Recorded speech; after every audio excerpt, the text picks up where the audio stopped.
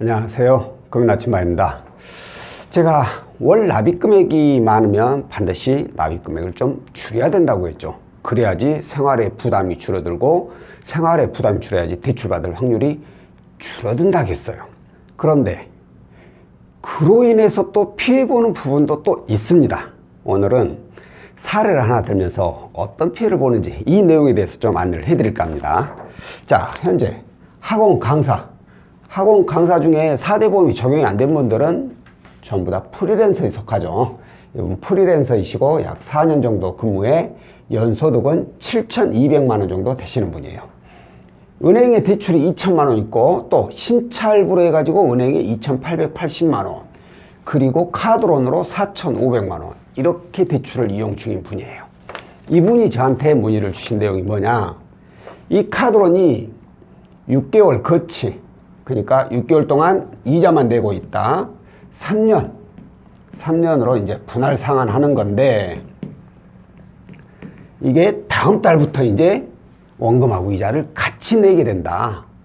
근데 이렇게 되게 되면 납입 금액이 좀 많아질 것 같아서 이걸 좀 납입 금액을 줄여보고 싶다라고 얘기를 하신 거예요. 그렇다면 저희가 이용할 수 있는 상품이 하나 있죠. 바로 대안론이죠. 대안론이라 해가지고 기존에 있는 이 대출을 다른 금융사로 대안을 하면서 상환기간을 늘려서 납입 금액을 줄여주는 그런 방식이죠.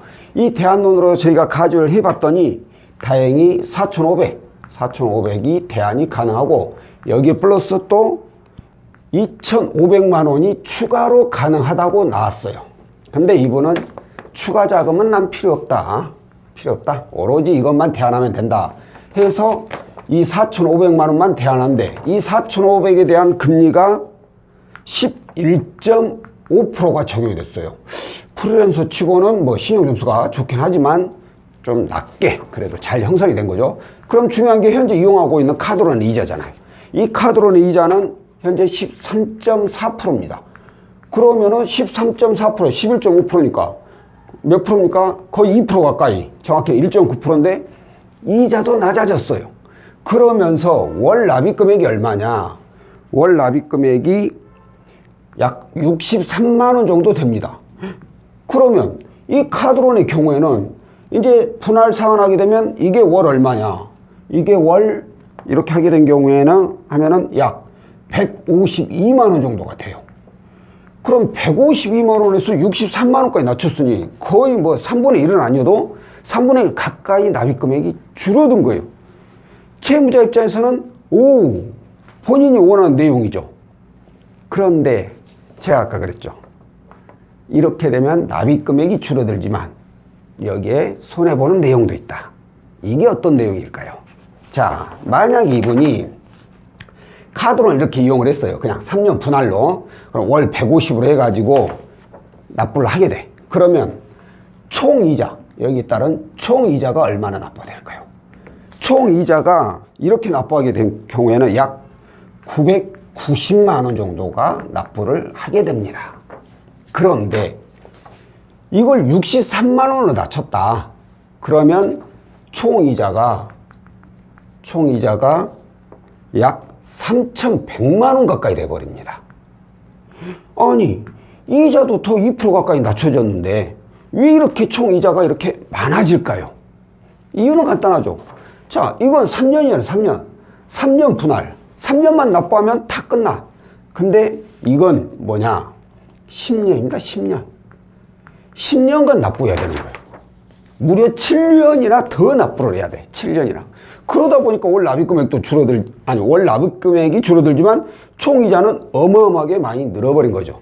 물론 뭐 굳이 10년 안 해도 되고 납입 금액 조금만 줄여야 된다면 뭐 5년, 뭐 7년 이렇게도 이용할 수는 있어요. 어찌됐든 현재 이용해야 되는 이 3년보다 더 길어지게 되면 분명히 총이자는 더 많아지게 된다는 거죠. 바로 이 부분이 있다라는 거예요. 이분께 이 부분에 대해서 설명을 드린 거예요. 지금 현재 납부하는 이 금액보다, 그러니까 다음 달이죠. 다음 달에 이제 납부해야 될 금액보다 분명히 월 납입 금액은 줄어드는데 총이자가 이렇게 차이가 납니다. 과연 이렇게 해서라도 꼭 대안을 하셔야 되겠습니까? 라고 제가 여쭤본 거예요. 자, 이 경우에는 두 가지의 선택이 있어요. 첫 번째, 이분이 분명히 납입 금액에 대한 부담이 좀 생길 것 같다, 이렇게 얘기를 하셨거든요. 이 말이 무슨 뜻이에요? 납입 금액에 대한 부담이 생긴다는 것은 곧 생활이 힘들어져. 생활이 힘들어지게 되면 어떻게 돼요? 아까 처음에 말씀드렸듯이 또 대출받을 확률이 높아지게 돼요. 이 상황에서 또 대출을 또 받아봐요. 그럼 이것도 힘든데 추가로 받은 대출까지 또 납부를 해야 돼. 더더욱 생활은 힘들어지겠죠. 그렇기 때문에 이런 경우에는 대안을 하는 게 맞죠. 그런데 내가 152만 원 조금 많긴 하지만 뭐 납부를 할 수 없을 정도로 부담스럽지는 않다. 그런 뭐 생활에 크게 부담도 없고, 그렇다면은 굳이 뭐 7년이란 기간을 더 늘려가면서 대안을 해야 될까요? 그럴 필요는 없죠. 뭐하게 이자를 더 줘가면서까지 대안을 하냐 이거죠. 그렇기 때문에 이분이 결정을 내리기가 쉽지가 않았어요. 왜? 아직 이 금액을 납부해보진 않았거든. 그래서 제가 드린 말씀이 이거예요. 그렇다면은 일단은 납부를 하세요. 다음 달부터 원금과 이자 같이 납부를 해보세요. 해보시다가 도저히 힘들어서 안 되겠다, 그럼 그때 가서 대안을 하셔도 뭐 늦은 거 아니니까 그때 가서 대안을 하셔도 되니까 일단 납부를 해보고 최대한 본인이 버텨보시고 안 되겠다 싶으면 그때 연락을 주세요 라고 말씀드리고 일단 상담은 마무리를 했습니다. 자, 다시 한번 말씀드리자면 현재 납입하는 월 납입 금액에 대한 부담이 너무 크다, 생활이 힘들다, 이 정도면은 이렇게 이자가 더 납부가 되더라도 반드시 대안을 하셔야 돼요. 그래가지고 납입 금액을 줄여야 됩니다. 생활이 힘들면 또다시 대출받을 확률이 높아지고 그로 인해서 더 힘들어져요.